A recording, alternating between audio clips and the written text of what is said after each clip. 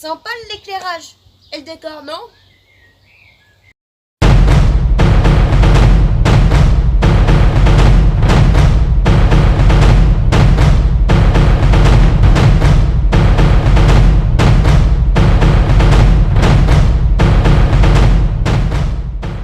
Salut mes très fans, j'espère que vous avez la patate et bienvenue dans le premier épisode d'Historama. Aujourd'hui dans ce premier épisode nous allons parler des débuts d'Europa Park. Mais tout d'abord, la phrase accrocheuse qui veut dire que vous allez apprendre quelque chose. Europa Park, le commencement dans l'univers du golf.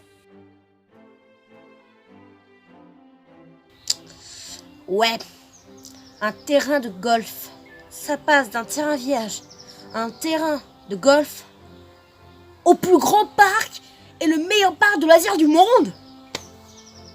Quoi? Et cette tôle, ce sera quoi dans 6 ans? Hein? Ce sera quoi? Une tôle froissée? Sûrement.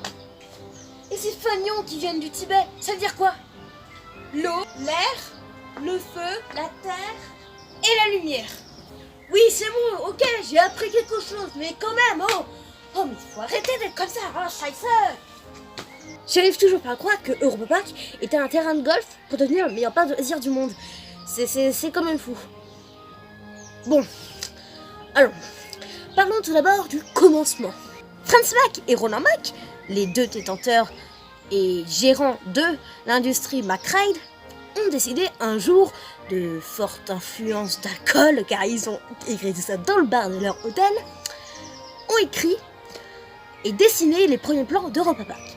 Ils étaient en Amérique quand ils ont découvert en fait tous les parcs Disney, tous les parcs d'Orlando, j'ai rien d'autre à dire en fait parce qu'en Amérique il y a beaucoup trop de parcs d'attractions. Beaucoup trop.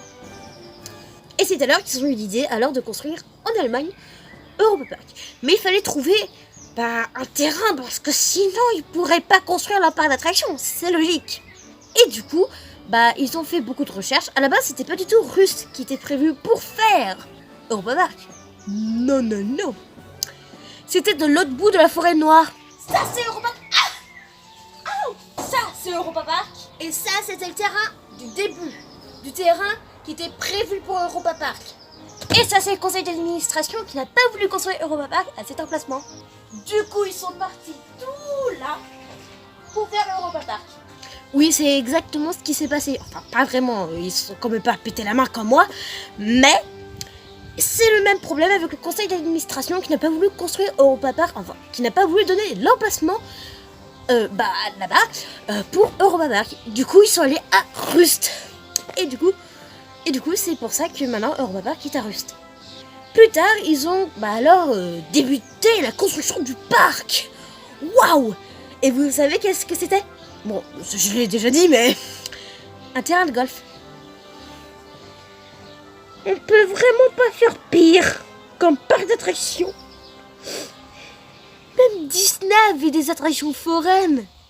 Et Europa Park, détenteur du titre depuis 5 ans pratiquement, plus de 5 ans, le détenteur du meilleur parc de loisirs du monde, enfin Golden Ticket quoi, a débuté son histoire par un terrain de golf. Oh scheisse, ils ont commencé avec rien. Ils ont trop de chance. Bon, il faut quand même dire qu'ils avaient prévu d'autres choses, mais c'était juste le temps d'attente pour enfin construire leur rêve. Ils font alors appel à Ulrich Damrow, un créateur de grands décors de théâtre, un créateur créatif, car c'est un créateur. Bon Dieu, pour une fois que je dis quelque chose de très français. Il faut que je termine cette phrase par un mot pas français. Oh, scheisse. Et donc, ils ont commencé à dessiner les plans du quartier italien. Sauf qu'il y avait un problème. Les bâtiments ne servaient à rien. Et Europa Park, juste pour vous dire, tous les bâtiments servent à quelque chose. Par exemple, un logement pour les gens qui ont des petits problèmes de santé, qui ont des petits malaises dans le parc, ça peut arriver. Et donc, il y a des petits endroits de repos à l'intérieur du parc.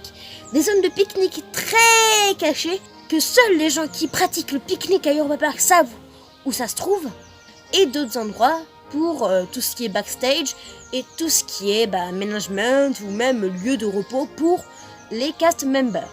Les cast members, c'est ceux qui s'occupent du parc et ceux qui vous accueillent.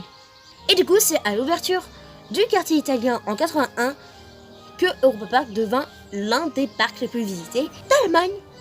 Et il faut vous le dire, c'est en 82 qu'a ouvert Geisterschloss. Et Piccolo Mondo, enfin, il avait déjà un nom avant, mais je l'ai oublié, a ouvert en 81. Et Geisterschloss a ouvert en 82. Bref, mes très chers Coasterfans, c'est la fin de cette vidéo. N'hésitez pas à mettre un like si vous l'avez aimé. Et je vous dis tchuss, mes très chers Coasterfans. Et à la semaine prochaine pour une future vidéo. Ciao!